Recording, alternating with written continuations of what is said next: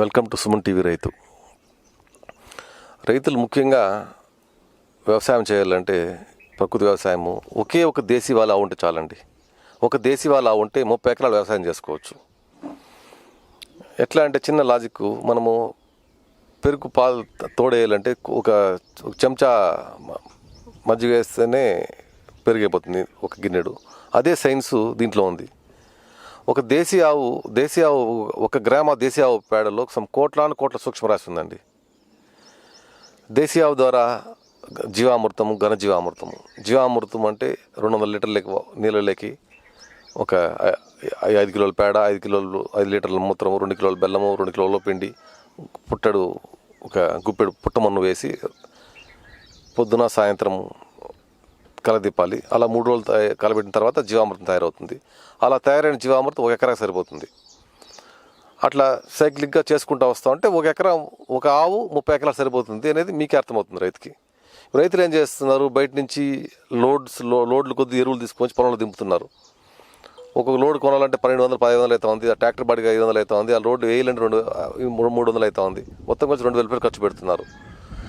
అట్లా లేకుండా ఈ ఘనజీవామృతం అనేది రైతులు చేసుకోవాలి. ప్రకృతి వ్యవసాయంలో ఇది మెయిన్ భూమికి పోషిస్తుంది. ఘనజీవామృతం అనేది ఒక 100 కిలోల పచ్చి ఆవు పేడ తీసుకొని దానిలోకి 1.5 కిలోను, 1 కిలోను బెల్లము, ఓలోపిండి 1 కిలో, ఆవు దేశీ ఆవుల మూత్రం 5 లీటర్లు, ఒక గుప్పిడు మన్ను, పుట్టమన్ను వేసి కలదిప్పి దాన్ని బాగా ఆరబెట్టి నీడలోనే ఆరబెట్టాలా, ఎండలో ఆరబెట్టకూడదు. ఆరబెట్టి దాన్ని అలాగే డ్రై అయినాక ఎత్తి మూటల్లో ఎత్తి ఇంట్లో ఎత్తి పెట్టుకోవాలి రైతుకి అది ఒక మంచి ఫెర్టిలైజర్కి పనికి వస్తుంది. ఇవన్నీ స్టోర్ చేసుకునేవన్నీ వర్షాకాలంలో వర్షం పడేటప్పుడు పొలం పైన వేసుకోవాలా. వరి దుక్కు అయితే దుక్కులో వేసుకోవాలా, ఎకరాకు 200 కిలోలు అట్లా. ఇవన్నీ రైతు సులువుగా తన పొలం తనే చేసుకోవచ్చు. ఇవన్నీ ఏమవుతుందంటే ఒక దేశీ ఆవాలి పేడ జీవామృతం పొలం పైన పడితే ఆ ఎర్రలకి, ఎర్త్వామ్స్కి, ఇవన్నిటికీ ఒక అట్రాక్షన్ స్టార్ట్ అవుతుంది. మీరు గమనించండి, మనం ఎప్పుడైనా పొలం దగ్గరికి వెళ్తే ఆడాడ ఒక పేడ పడి ఉంటుంది. ఆ పేడని ఇట్లా పైకి ఎత్తి చూస్తే కింద దానికి ఒక బొక్కలు ఉంటాయి. ఆ బొక్కలు ఎవరు పెట్టింటారు అక్కడ? ఎందుకంటే అక్కడ మనం 2 రకాల పురుగులు చూసింటాం. ఒక పురుగు ఆవుని అది పేడని వంట తీసుకొని దొల్లించుకుంటూ పోతూ ఉంటుంది బాల్లాగా చేసి. ఇంకోటి ఏంటి అంటే ఎర్ర. ఆ దేశీయ ఆవు ఆ స్మెల్కి అట్రాక్ట్ అయ్యి కింద నుంచి ఎర్రలు వచ్చి ఆ పేడని తీసుకెళ్తాయి.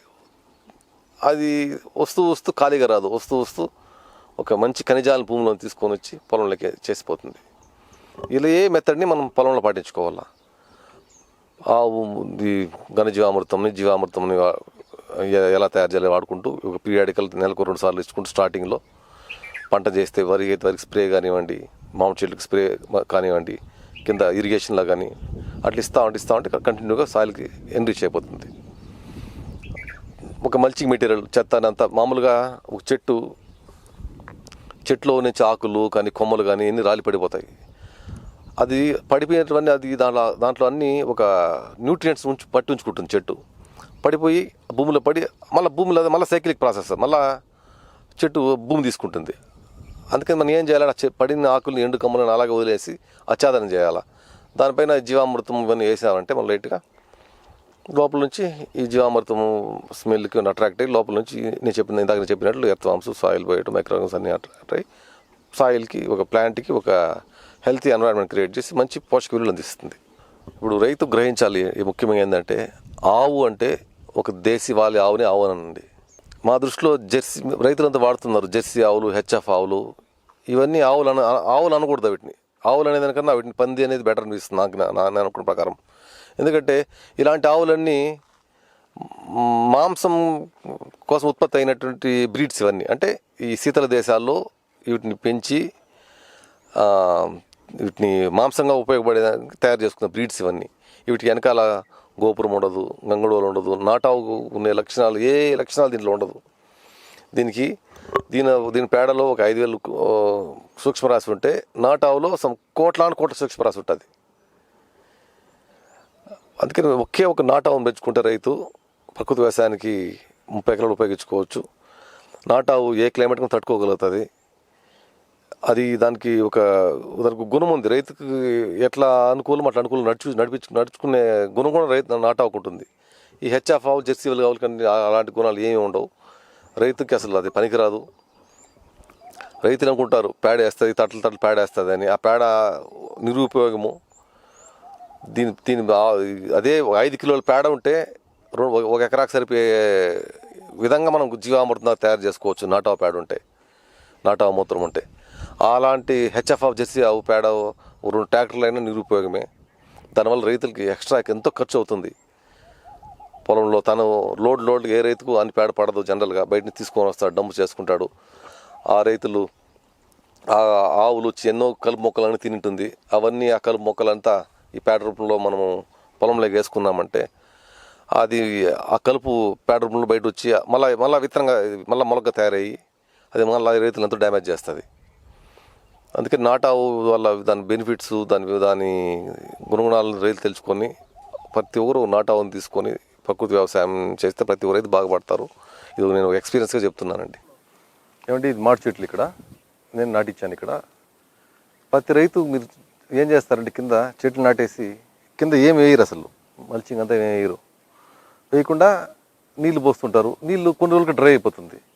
అందుకే ప్రతి ఒక్క రైతు ఏమనుకోవాలంటే ఇలా చెత్త మల్చింగ్ అంతా కింద వేయాలి.